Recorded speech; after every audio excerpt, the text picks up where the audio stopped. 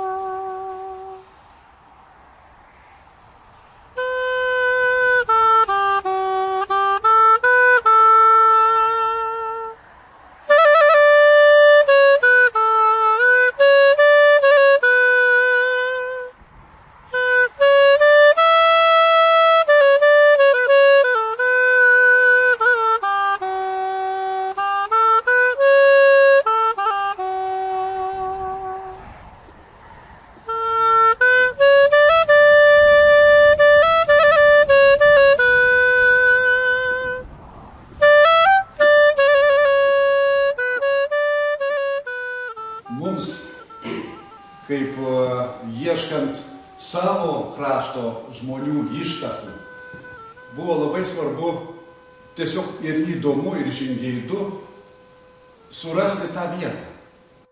Bet parodytų tą vietą, kur buvo. Jie tik prisiminė, kad ta vieta, Molynės ant Skardžio, po šiai dienai vadinama Tamošaitinė. Visi žino Tamošaitinė, tas plotas. Tai sakė, vienas yra ženklas, didelė eglė. Va sakė, čia prie tos eglės, va čia ir stovėjo Prano Tamošaičio tėvelių, va, ta sodyba buvo. Ir mums buvo ne tiek, tiesiog buvo svarbu nuvažiuoti ir atiduoti pagarbą šiam žmogui. Kai papasakojom, Svajūnas Birgilas, papasakojom, kas buvo Pranas Tamošaitis, nes jis irgi taip pat nežinojo, na šios kartos tikrai galima būtų paieškoti žmonių retas, kuris žinotų. Nu, papasakojus, davus jam paklausyti, kaip grojo, šiek tiek parodžius medžiagos, jis vaikis, pabandysiu, sako, aš tą birbynę išmokti, klausėsi iš to ir sako, sukursiu savo, kaip padėkos, nu, kaip duoklės tiesiog pagarbos tą ženklą, jis pats sukūrė savo kūrinį, nuvažiavom į tą tėviškę, buvo įdomu rasti tuos ženklus, vat ne veltui buvo senos obels keltas. Kitos obelis buvo jaunesnės, kur kas jaunesnės, nuo kurių beje obolėlių nuo tos tėviškės, va čia jie, tegu būna ta sąsaja šiokia tokia, na, tegu būna alegoriška, kaip tik tai norim, bet patė obolėliai iš to sodo.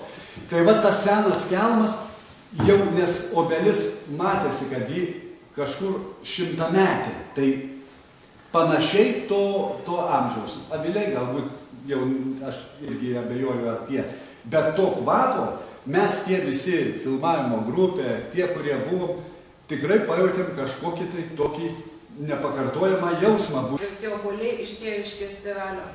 Žinote, nebuvau, nevaikščiojau tais takais. Bet tą vietą vis tiek žinau. Taip, taip. Ir apie tą vietą ir tėvelis savo prisiminimuose kalba, apie tos medžius kalba.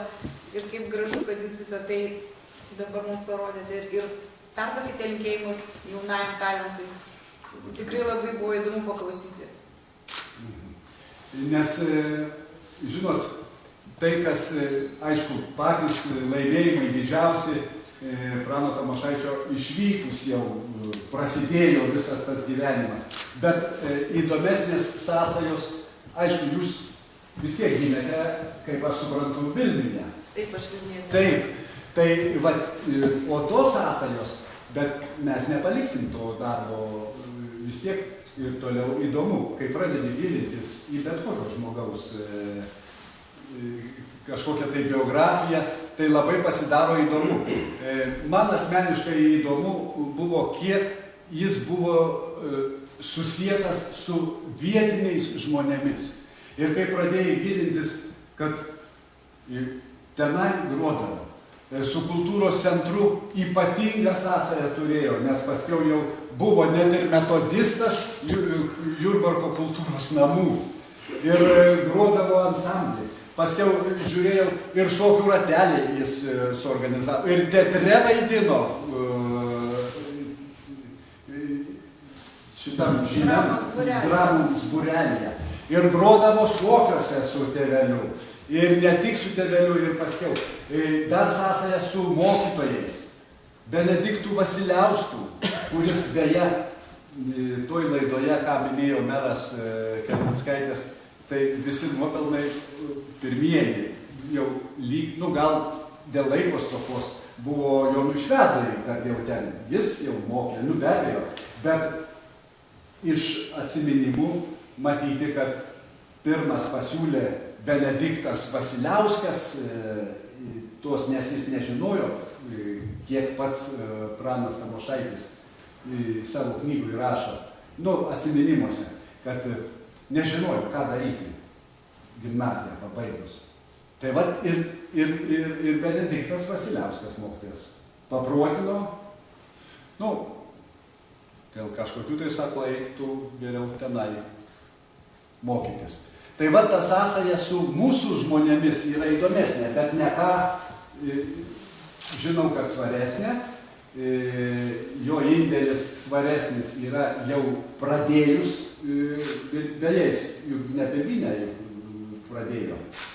Tai pirmasis jo instrumentas tėvelio buvo akordeonas. Akordeonas, taip. Nors armonikėlė buvo. Aš manau, daugiau armonikėlė, nes mamai grojo, parodė mama net irgi stebėti, kaip jis pats savamokslė išmoko tą armonikėlę groti. Lūpinę turiu galvoj. Vienu žodžiu buvo gabus. Gerbiama Daiva, žinau, kad jūs pasiruošę, aš galiu paleisti nuotraukas.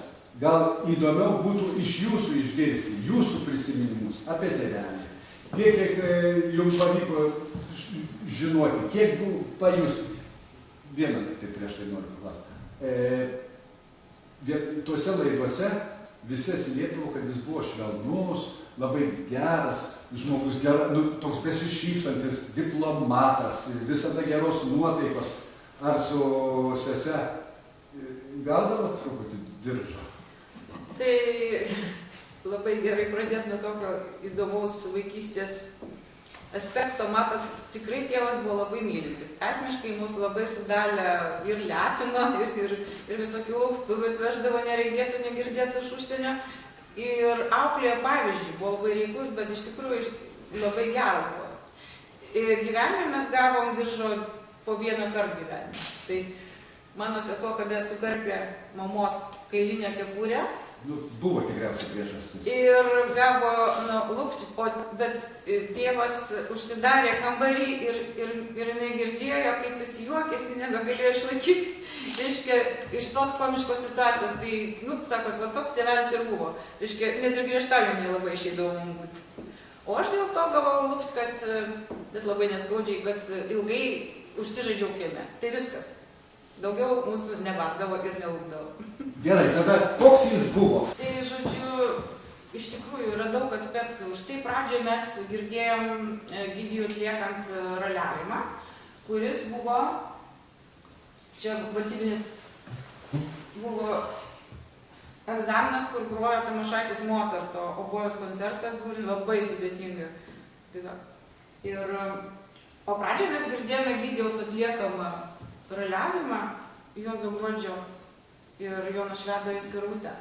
Įdomi yra šio kūrinio atsiradimo istorija. Tegul nuotraukos eina tame fone. 57 metais Maskvoje per festivalį puikiai pasirodė pirmam antram ture ir paskui paaiškėjo, kad dar trūksta vieno kažkokio kūrinio trūksta.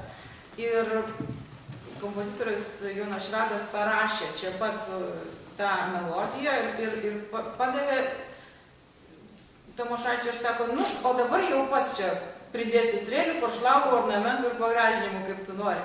Už tai ir buvo, įsivaizduojat, konkurso metu, pasaulinis konkursas, tau reikia į sceną ir tu turi visiškai naują kūrinį ir dar pats improvizuoti jį.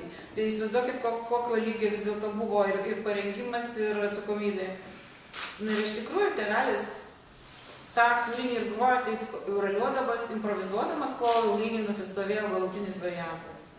Ir taip pat Virgilijui Noreikai taip pat buvo irgi greitai sukurta tokia melodija. Ir taip, tai tėvelio darbinė ir buvo tokia labai pasižyminti, ne tik puikių garsų, labai gražių. Ir kaip profesorius Algirdas Vyžintas sakydavo, kad tuose garsuose tiesiog girdime ir takvonių aibę, ir gamtą, ir pievas, ir visą tą Lietuvą. Tiesiog, nes ta estetika, garsinė estetika, grožis su profesionalumu buvo suaugę į vientisą tokį unikalų reiškinį, kurį galima tikrai pavadinti tokiu tamošaitišku raliavimu, birbiniavimu, jis turėjo savo tą stilių. Ir ištobulinęs tą birbinę taip pat buvo, kurios niekas kitas negalėjo išpūsti, čia irgi jau yra legenda. Tiesiog niekas negalėdavo išpūsti. Aš lyg daugiau, kad jis paprašė kažkaip senelės tam birbinės. Taip, senelės buvo plonesnės, žingsnis buvo, daugiau galėtų technologijas apibūdinti, didesnis žingsnis, reikėjo labai kieto tankaus medžio liežuvėlių, kuriuos parsisiųsdindavo iš užsienių ir man taip pat dar tekdavo tėveliui vežti tuos liežuvėlius. Tai va, toks buvo unikalus instrumentas, kurį tėvelis pasidarė pagal tai, kaip jisai norėjo girdėti tą liaudies dainą, tą muziką, tą instrumentinę pjesę ir šokį.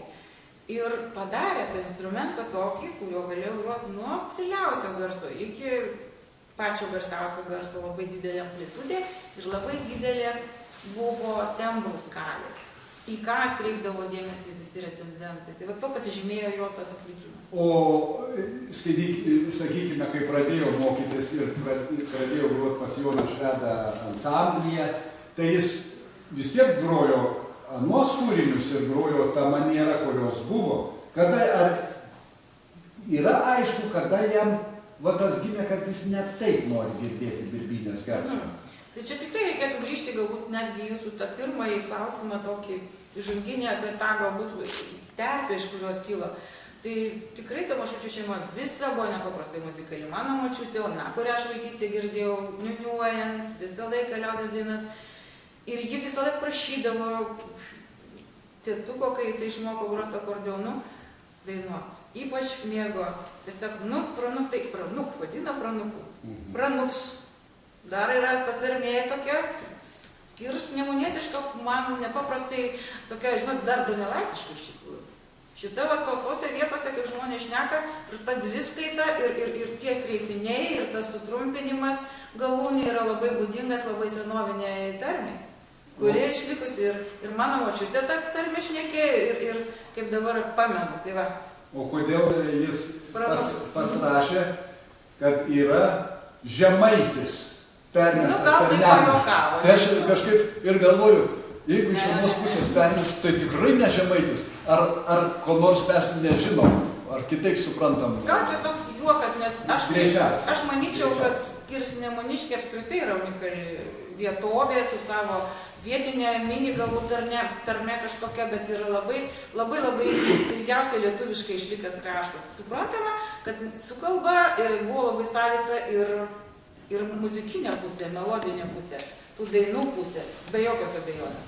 Nes aš čianais Urbanavičiaus leidinį, kaip tik apie Skirsnemunės kraštą, indėlės rūnėčiau, bet man buvo nepaprastai įdomu sužinoti, kiek prieš karą, tarpukariu, kaip mes čia mėgstam sakyti, bet koks čia tarpukariu, čia nuostabi Lietuvos Respublika buvo ilgalaikė. Tai kiek buvo meno kolektyvų, kiek buvo dešimtim skaičiuojamų kultūros draugijų, būrelių. Įsivaizduojate, kokie buvo turtingi, unikalūs, tik tai vietai būdingi laidojimo papročiai. Tai va iš to pareinant, galima būtų iš tikrųjų pasakyti, kad ir ta muzikinė, tokia terpė buvo savita visiškai. Tai va, tai tėvelio, mano senelis buvo labai muzikalus, ir močiutė, ir teta Marcelė, Marceliukė, kaip jie vadino. Va, ir tikrai mano patys šilčiausi atsiminimai yra būtent šitos pusės, šitos atšakos giminė. Na ir brolis Stasys, aišku, kuris buvo ten nepaprastai muzikalus. Sakė, tokio balso tai tikrai neatsimena mano tėvas ir tikrai gaila, kad jis anksti mirė ir negalėjo sukurti, tarkim, naujo šeimos galbūt dueto ar panašiai. Tai va taip, ir buvo, mokėjau groti akordeonu pirmiausia, aišku, tėvelio, baltąją gulbę, sakė, kai buvau mažas, tai reiškia pasideda instrumentą ir jisai pirštukus siekia ir ant pilvo ir žodžiu vos tik veidelis. Aš patikslinu, kad baltoji gulbė vadinosi tas lentas. Lentas Voneris, už kuris buvo nusipirktas už parduotą žemę. Tai įsivaizduokit, kaip mano senelis Kleopas iš tikro jautė tą, čia tikrai yra pašaukimas muzikalus buvo. Nenorėjo žemės dirbti, nesuprato tą amatą ir paliko kitiem broliams seserim, o pats ėmėsi tokio kelio ir turbūt neveltui. O mano tėvelis jau, kada jau mokėsi mokykloje, tai niekad pamokų neruošdavo, viską gerai mokėjo, buvo pirmūnas, labai išdykęs buvo. Ir Benediktas Vasiliauskas jį pastebėjo ir jis tapo jo tiesiog labai mėgiamų mokinių, kurį jis ruošė individualiai. Reikia jam iš tikrųjų padėkoti. Bet be abejo, ten buvo ir tokių kaip Beatričės Grincevičiūtės brolis, kur ten... Tai Kiduliuose. kur kartu irgi muzikavo, tai ta prasme ta terpė, aš turiu labai dainingam šitam Jurbarko krašte, buvo labai dėkinga terpė ir tikrai muzikinė prasme, tai tų laikų. Ir taip, matyti, išsirutuliojo per visus tuos užklasinės veiklas, per tas mokymosi veiklas, tas kelias, bet atvažiavo, įstojo ir grojo akordeonu tėvelis. Ir birbynė. Dabar pirmas sąlytis su liaudies instrumentais tokiais, nes akordeonas yra irgi iš liaudies, bet jis yra kitoks. Ir dabar labai populiarus, žinoma. Tai pirmiausia, aišku, kad buvo švedo koncertai. Buvo švedo koncertai visoje Lietuvoje liaudies instrumentų šokio ansamblio. Tas ansamblis tik tai kūrėsi, ten dar nebuvo profesionalių atlikėjų, bet buvo jau ta dvasia, tokia sukelta iš kaimo, gyvi žmonės scenoje grojo, muzikavo, šoko rūbai. Tai buvo unikalus reiškinys. Ir šiaip žmonės istoriškai, kurie prisimena dar tą prieškarį. Karo jau metai faktiškai buvo ne prieškaris, bet vis tiek ta dvasia, reiškia, ir suburti tie atlikėjai jau, nes 40-ais buvo nutarta kurti tokį metais. Tai apkeliaudavo visą Lietuvą. Ir atvažiavo Jurbarką, ir mano tėvelis, kuris buvo mokinys dar. Jisai knygoje rašo, kad 3 paras nemiegojo nuo to įspūdžio. Ar keletą parų net.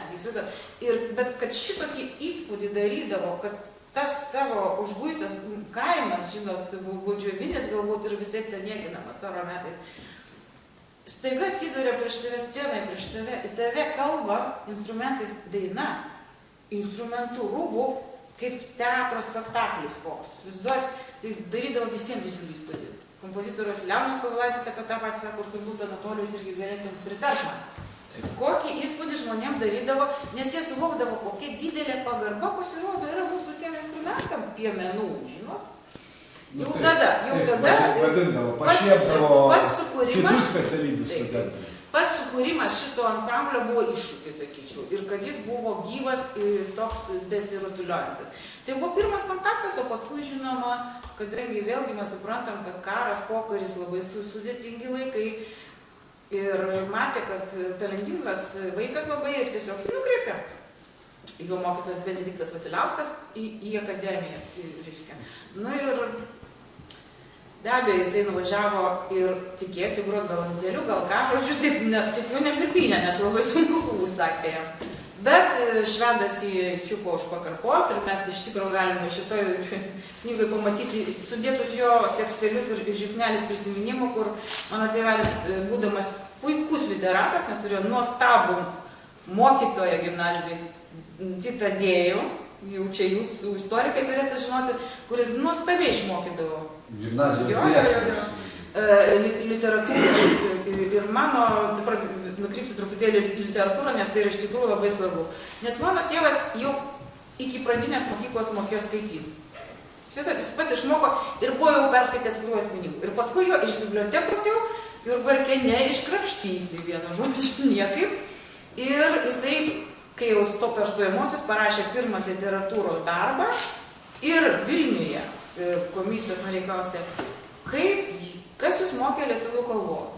Nesuprato, nepatikėjo, kad jis baigėsi Jurbarką, suprantat? Tai čia Jurbarkui yra didelis istorinis, sakyčiau, toksai, ne tai kad pliusas, bet kokio aukšto lygmens buvo gimnazijos mokytojai, direktorių. Labai griežtas, sakė, buvo, bet jau pranukas buvo irgi pirmas literatas, mokinys, kurį direktorius labai protegavo. Ir kadangi labai mėgo muziką, paprašydavo jo pagroti. Tai tas Dėjus, vis dėlto tokie labai įdomus santykiai su tokiais iškiliais pedagogais. Ir vat tėvelio ta meilė literatūrai ir gebėjimai panašiai liko ir turbūt ir gal man šiek tiek ir seserį persidavė. Tai gal apie genealogiją tiek. Ir po to, žinoma, jisai pusę metų giedojo chore, jau buvo priimtas švedų ansamblį ir poliai mokėsi pūsti tą nelemtąją birbynę, kurią pamilo visam gyvenimui. Kaip jūs parašėte, birbynės paviliotas, taip ir buvo. Ir švedas pamatęs, kad iš to atkaklaus darbštaus vaiko, nes dirbti reikia nepaprastai daug, kad pasivytum kitus birbynininkus, tarkim, kurie dar nebuvo gal, ne, jau tada buvo baigę, atrodo, pirmieji birbynininkai. buvo, ne, netoli. Jeigu neklystu, buvo kokie 3 baigiančių. 3 greičiausiai. Jau tokie profesionalūs jau buvo baigę iki jo, bet reiškia reikėjo lygiuotis ir žodžiu ir kelti tą klasę. Tai nuo pat ryto, kai vėdavo pratimai gamas, kraustydavo iš proto visus ten, reiškia, studentus ir Skapo gatvį Vilniuje, bet jis savo pasiekė, jis išmoko groti ir švedo, įsimylėjo ir susirgo tą ligą visam gyvenimui, jis sako, nuo manęs, nuo tos ligos nei rūtos medikai ansamblio neišgydė, kaip jisai pasijuokavo. Gražiai pasakyta. Gražiai. Gal tada padarom tokią muzikinę pertraukėlę. Grojimo stilių. Va to raliavimo ir to minkštumo ir to platumo, kaip ką tik kaip gerbiama Daiva. Tai man teko didžiulė laimė ir garbė, kad aš pakliuvau pas jį mokintis nuo 90 metų, nors tuo metu buvo labai ryški žvaigždė, solo žvaigždė Antanas Mockus, kurio mes visi žavėjomės, bet 90 metais dainų šventėje mane Tamošaitis susirado, atvažiavo su savo baltu žiguliu, 2 valandas kalbėjom ir jis mane įkalbėjo, kad aš pas jį mokinčiausi. Todėl, kad sako, tu viską išmoksi, važiuosi sutartinę per pasaulį.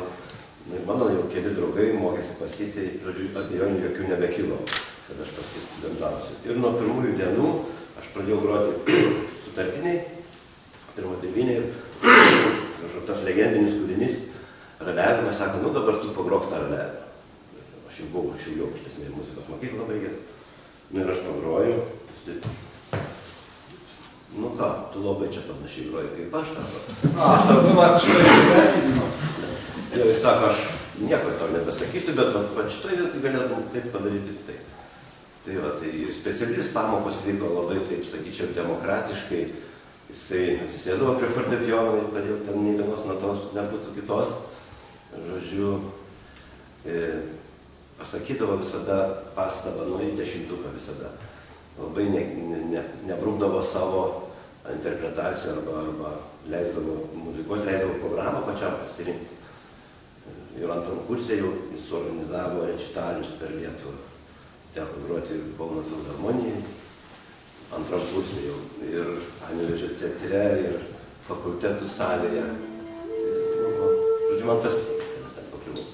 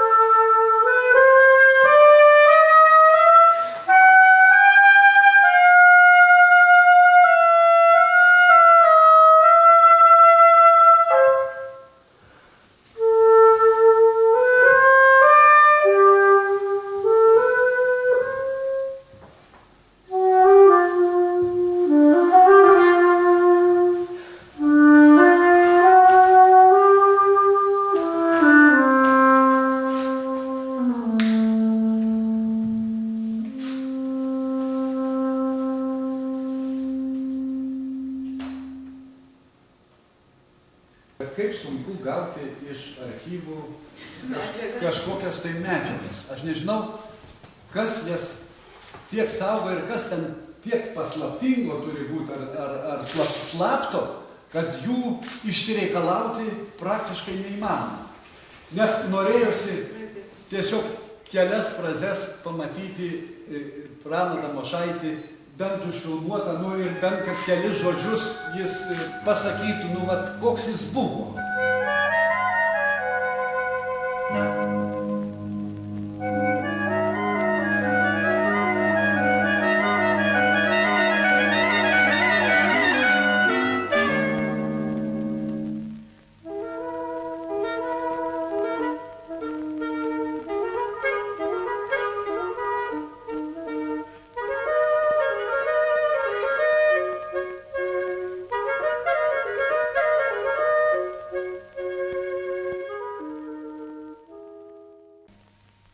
Mūsų ansamblis vadinasi Sutartinė.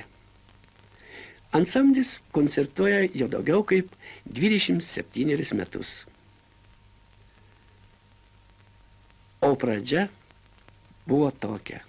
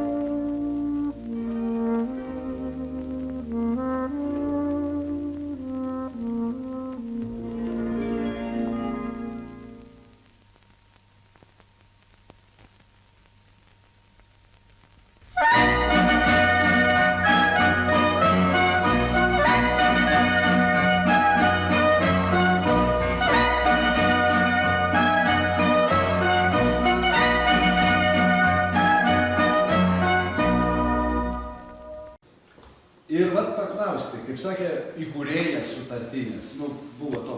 Bet jūsų mama, Regina, taip sako, mes su Tamošaičiu sukūrėme ir Melikų liaudės dainų šokio ansamblį Rūta, kuriam vadovavo. Reiškia, mes su mama irgi. Tai kaip ten buvo, kas vis tik tai įkūrė Sutartinę? Tai pirmiausia, tai buvo labai įdomu, kad jie susitiko ir mano mamytė turbūt jau sutikusi savo tą likimo žmogų ir nebenorėjo grįžti į fortepijono katedrą, stoti dar sikelį ir liko nuostabioje liaudies instrumentų šeimoje, liaudies instrumentų katedroje. Ir jie apsivedė 54 metais. Ir jie tada išvažiavo į Maskvą į dekadą ir gyveno Grand Hotel centriniam viešbutį, sakė, nes vis tiek lietuvius laikė užsieniečiais rusai ir ten tokioj garbingoje vietoje, tai sako, va ten ir buvo mūsų medaus mėnuo. Bet tai dar buvo iki kamerinio ansamblio grupės susikūrimo. Tai dar mokėsi jie, dar buvo studentai. Reiškia, 57 metais susikūrė ta grupė 6 kanklės ir viena birbynė, kuri po 10 metų Jadvygos Čiurlionytės siūlymu gavo Sutartinės vardą. O kas sukūrė? Žinote, aš tai taip pasakyčiau, sukūrė visą Lietuvą. Sukūrė švedas, sukūrė idėją, sukūrė tautinio muzikinio šito sąjūdžio, sakykim, idėją. Štai, kuri dar žmonės pasakė, padarykim, gal reikėtų parodyti instrumentus, 8 muzikantai yra priimami tarptautiniam konkurse. Reiškia, automatiškai taip sąlygos istorinės susiklostė, kad būtent 8 muzikantai, iš kurių vėliau ir gimė Sutartinė, išvažiavo į Maskvą ir laimėjo pirmąjį pokaryje tarptautinį tokio rango pasaulinį konkursą. Tai čia yra absoliučiai istorinis įvykis. Bet Tamošaitis, aišku, buvo novatorius daugeliu prasme ir kamerinį žanrą apskritai sukūrė, ir savo stilistiką, ir repertuarą sukūrė. Dar labai norėjau pasakyti, kad 2 tikrai svarbius dalykus galbūt pabrėžti, nes tikrai tos medžiagos yra labai daug, visiems tikrai norėčiau pasiūlyti paskaityti šitą knygą, nes būtent per amžininkų kolegų artimų ir panašiai prisiminimus iškyla ne tik Prano Tamošaičio, kaip vieno iš liaudies barų darbininko tokio iki gyvenimo galo, bet visas bendras peizažas. Koks vis dėlto buvo platus tas judėjimas, kiek buvo entuziazmo, kiek daug žmonių iš idėjos dirbo, kaip mylėjo liaudies meną. Ir kaip gerbiamas meras ir pasakė, kad reikia, kad tai atgims, aš vis tiek tikiu, kad tai atgims. Kad tai atgims ir mes turim tuos archyvus, tegul jie dabar nelabai prieinami, kaupti, turtinti, laikyti pagarboje ir galvoti, kad vis tik bus jie prieinami. Tai va, visą šitą taip ir gimė ta sutartinė. Gimė prieš Maskvą, gimė per visas sąjunginės atrankas, gimė per tą tokį didžiulį, labai aukštus, didžiulius uždavinius iškeltus, labai rimtus atsakingus, profesinius. Ir jisai turi savo stilių, tas ansamblis, nes yra ir profesionalus, ir išlaikė tą etosą tokį nacionalinį, žodžiu, kultūrinį, tai liaudies muzikos būtent. O jisai buvo unikalus ir ilgą laiką neturėjo analogų. Ir Tamošaitis buvo ir dabar gal net yra vienas iš pasaulyje ilgiausiai vadovavusių savo įkurtam, suburtam, meniškai apipavidalintam ansambliui. Beveik 50 metų. Ir tų įrašų, irgi labai daug sakė, aš nežinau, kas ten dar, ir kaip jūs sako, dėl tų archyvų, vis tiek tai yra labai svarbu ir gerbiamas meras tikrai turėtų pagalvoti ir kaip čia mums galbūt sugrąžinti tą prestižą, žinote, ir kad nebūtų galvojama, kad tie archyvai čia jau kažkokia praeitis atgyvena vėl ta pati muzika, kaip Tamošaitis sakė, užsienį mes įrodėm, kad mes labai svarbus, jau seniai, kad mes labai įdomus ir visi buvo pilnos salės, visi plodavo ir žavėdavosi, o savo, bet vis tiek niekam saviem negalime įrodyti, kad mes labai svarbus įdomus ir kad tai reikia tęsti tas tradicijas. Tai, kad tas prigėsimas vis tiek įpūsti tas žiežirbas ir tą jaunimą, kiek įmanoma, daugiau jo sugrąžinti prie to, kas daro įspūdį pasaulyje ir kad sutartinė, kuri ir tapo to reprezentaciniu kolektyvu, jinai kažką panašaus ir toliau turėtų tokių pačių panašių savo sekėjų, nes tai buvo ne vien tik Tamošaitis, čia aš sukūriau kažką, tai buvo, kaip aš sakiau, švedo idėja, iki jo buvo dar 20 amžiaus pradžios judėjimai ir kad tie judėjimai mūsų tautiniai Anatolių niekada ir nesustotų ir nesibaigtų. Tegul atsinaujintų. Čia palinkėjimas. Taip, palinkėjimas mums. Greičiausiai palinkėjimas. Jeigu prašnekome apie sutartinę, tai aš dabar jau noriu kreiptis į Anatolijų Lapinską. Sutartinė juk, taigi vis tiek Pranas Tamošaitis su sutartine dainų šventėse pagrindinai dalyvavo, ne kaip atlikėjas. Na, vienu žodžiu apie jo Prano Tamošaičio ir jo muziką, kas geriau žinos, jeigu ne kompozitorius Anatolijus. Tai aš kaip tik ir norėčiau pakalbėti apie muziką, apie gyvenimą, apie prisiminimus, čia galim daug šnekėti. Mums irgi labai svarbu. Bet aš tik džiaugiuosi, kad mes čia susirinkom, Tamošaičio, kaip sakoma, gimtiniai, tokioj jaukioj aplinkoj, kuriame taip ir norisi, kaip sakoma, elgtis, kaip sakant, taip kultūringai ir patriotiškai ir visai kitaip. Na, žodžiu, džiaugiuosi, kad Jurbarkas prisimena Tamošaitį ir ateityje tikiuosi prisimins. Žodžiu, taip ir turi būti. Taip ir prisimenu, čia ne prie ko, bet mano žmona irgi iš Vidurio kaimo kilus, bet paskiau artimiausias miestelis, tai Pagramantis Tauragės rajone yra. Nu, tai ten į tokią garbės lentą įdėjo, kaip sakant, kad čia žemesni žmonės jau yra iš mūsų rajono. Aš noriu pakalbėti būtent apie muziką. Ir pradžioje visiškai rimtai, kaip sakant, beveik kaip Vilniaus konservatorijos auditorijai. Na ir va, paklausykim tokių jau rimtų minčių. Prano Tamošaičio kūryba, daugybė harmonizuotų lietuvių liaudies dainų, instrumentiniai kūriniai, taip pat aranžuoti kitų kompozitorių kūriniai, sutartinės ansambliui, tai reikšmingas įnašas į profesionaliosios liaudies instrumentų ansamblinės muzikos lobyną. Taigi, tokio lobyno tiesiog nebuvo lygi jo. Tai jis sukūrė praktiškai tą lobyną. Ir tie kūriniai suformavo šios muzikos stilistiką, skambesį ir nuo jų neatskiriamą tautinės muzikos dvasią. Sutartiniai koncertavus daugelį užsienio šalių, galima būtų teikti, kad Tamošaičio kūriniai išnešė į pasaulį ne tik mūsų liaudies instrumentus, bet ir parodė lyrinį, prie gimtosios žemės prisirišusio lietuvio charakterį. Taip pat pristatė ir viso mūsų krašto vaizdą, besitriekiantį toli palei šilą, kaip toj dainoj sakosi. Toli palei šilą Aukštaitijos ežerų platumomis, Žemaitijos kalvomis, Suvalkijos lygumomis, Dzūkijos miškų toliais. Laikydamasis savo mokytojo Jono Švedo principų, Tamošaitis sutartinės ansamblio repertuarą formavo tuometinio Lietuvos ansamblio pavyzdžių. Tai yra iš esmės liaudies dainų pagrindu. Na, aš čia praleisiu truputį ir noriu pereiti į sutartinės grojimą, reiškia 1972 metais įrašyta mano kolegos buvusio Leono Povilaičio Pavasario kadrilį, kuriame groja kartu ir Pranas Tamošaitis ir studentai. Tai va čia toks akivaizdus pavyzdys, kaip turi būti, kaip koncertuoti turi ir profesoriai, ir studentai kartu.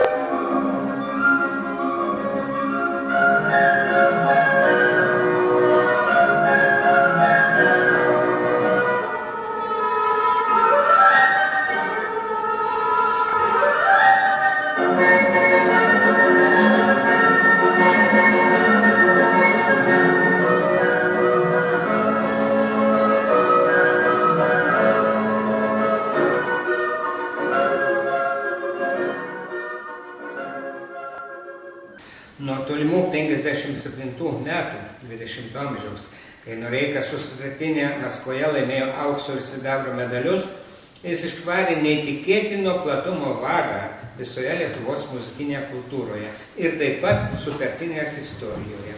Populiarioji Saulutė nusileido, tiesiog klasikinis pavyzdys, kaip dainai nereikia kūrybinių invazijų. Ir pati dainos melodija skrenda kartu su stebuklingu Noreikos balsu per Lietuvą ir per pasaulį.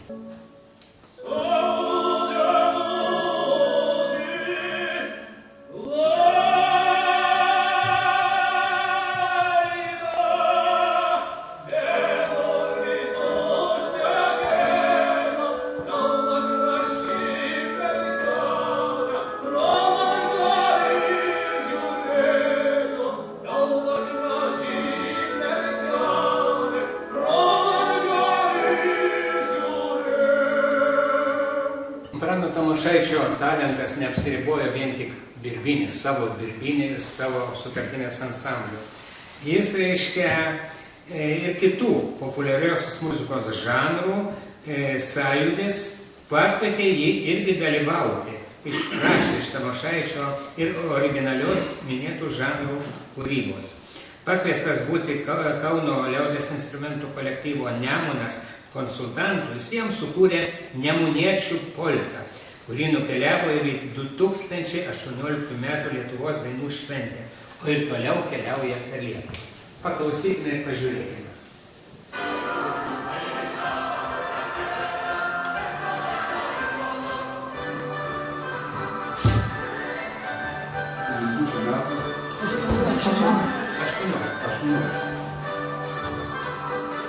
Puikios šventės būdavo. Dabar eksperimento, o čia tikra liaudies muzika.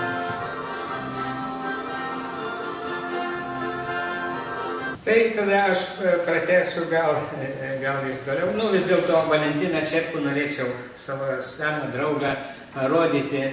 Tikrai žmogus gimęs prie Betygalos, tai reiškia vidury Lietuvos. Ir tikrai jam gyvenime gal nelabai viskas sekėsi, bet va tokią liaudies dainą jis puikiai dainavo.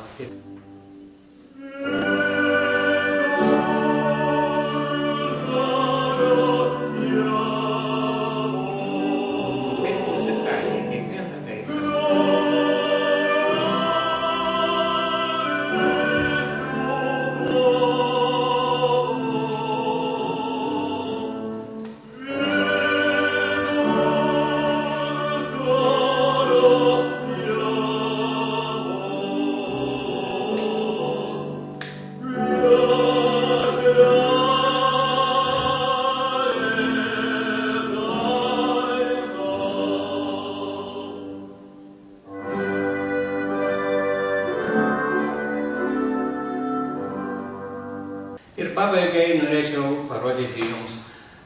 Antaną Tamošaitį už dirigento pulto 1990 metų dainų šventėje, kuris dirigavo mano kūrinį Pavasario dieną.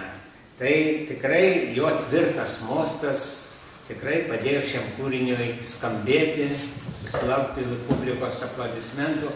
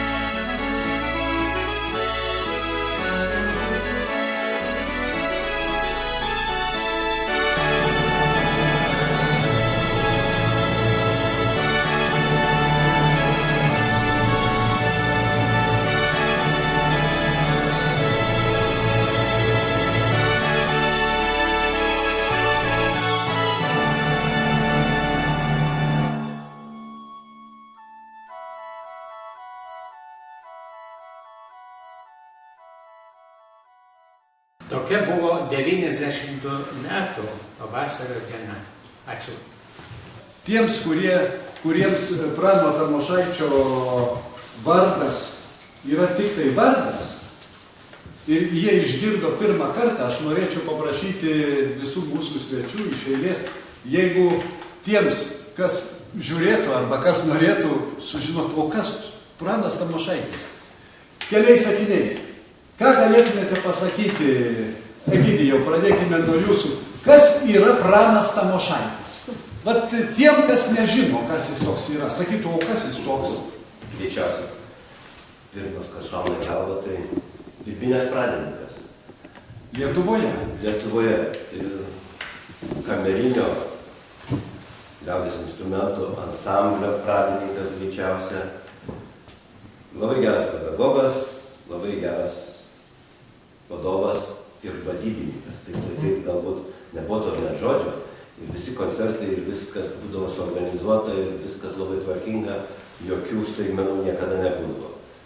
Plius, kad geros dūšios, geras žmogus, tėviškas mums studentams buvo va, toks Pranas Tamošaitis. Reiškia, ir nuėjau pas švedą. Ir jis sako, sukurk ką nors liaudiško.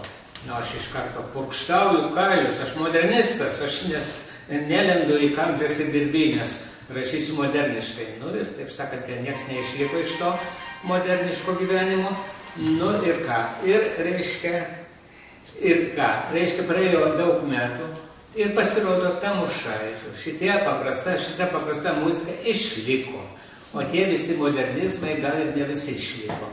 Tai va, aš noriu džiaugtis, kad mes čia šitoje jaukioj vietoje susitikom, skambant Tamošaičio muzikai. Tikrai čia yra nuostabus jausmas. Kai supranti, kad va, kažką, ne mano, Tamošaičio gyvenimas tikrai nenuėjo veltui. Ta muzika skamba, žmonės džiaugiasi Ir va to ir džiaugėmės mes. Tarp kitko, šitos patalpos irgi gimnazijai čia sukosi priklausė. Tai nėra, tikimybė yra didelė, kad ir pranas Tamošaitis čia užeidavo. Aš atsimenu, prieš 40 metų čia buvo sporto salė, ir be to gimnazistai Šabaniausko laikais, taigi visi čia mokėsi ir didelė tikimybė, kad ir pranas Tamošaitis čia buvo užėjęs. Jo visur buvo pilna, patikėkit, jau kultūriniam gyvenime, tai visur jisai buvo. Gali to neabejot, kad jis čia pradinė grindis. Ir kaip galėtumėte jūs apibūdinti? Kas yra pranas Tamošaitis? Pranas Tamošaitis man pirmiausia yra mano tėvelis, tėtukų mes vadinom taip pat ir barkietiškai labiau. Nuostabus tėvas, šiltas, kuris apart visų savo sudėtingų darbų iš tikrųjų skyrė labai didelį dėmesį ir meilę šeimai. Tai aš esu nepaprastai dėkinga, nes mes žinom, kad labai daug talentingų žmonių, kuriem teko, tarkim, didelė pirmeivio, pradininko ir panašiai dalia, vaidmuo, ir iš tikrųjų neradavo šeimai, arba tiesiog ta šeima tarnaudavo jo tam dideliam talentui ir panašiai. Mes žinom labai daug istorinių asmenybių. Tai mano tėvas kartu buvo ir šiltas žmogus nepaprastai ir tikrai nepaliko nei mūsų, nei savo mokinių. Gytis galėtų paliudyti, kad buvo kaip tėvas visiems rūpinosi visais žmonėms. Tai va, šita jo asmenybės pusė. O antras dalykas, kas yra Tamošaitis, tai taip, daugelio aspektų pradininkus. Dėl to kviečiu visus labai skaityti būtent šitą knygą, pavyko mums ją išleisti, tikrai labai daug medžiagos. Ir jo atsiminimai, ačiū Dievui, kad jie yra išlikę. Ir daug fotografijos, atsiminimų, taip, kad bendras paveikslas tikrai pakankamai išsamus yra. Tai jeigu norim pradėti pažinti su liaudies menu ir pačių pranų Tamošaičių, šita knyga gali būti kartu ir Tetensko Vytauto yra knygelė išleista apie jį. Būtų labai gera pradžia. Žinoma, įrašai, pasiklausyk įrašų, kur yra. Turbūt nepaprastai daug irgi. Virš apie 3000 įrašų radijo plokštelių. Tai tokie galėtų būti. Ir trečias, vis dėlto, ką noriu pasakyti, kad tai buvo integralus žmogus, taip kaip mes suprantam, tai yra žmogus principingas, gerbintis savo dėstytojus, mokytojus, iki žilo plauko gerbintis, kas man šiais laikais atrodo be galo svarbu. Tai ir Jonas Šveda, kurio jisai buvo teisėjas idėjų, nes jisai suprato, kaip valstybininkas, galima sakyti, šito judėjimo ir ateities vizijos reikšmę. Ką tai reiškia nacionaliniam Lietuvos įvaizdžiui, prestižui, ką jisai nenuilstamai darė iki pat mirties. Iki pat mirties, kol jau jo ranka nebegalėjo nulaikyti pieštuko, paskutinius 2 mėnesius aranžavo, dirbo, jis sakant, dirbo iš idėjos, dirbo tai.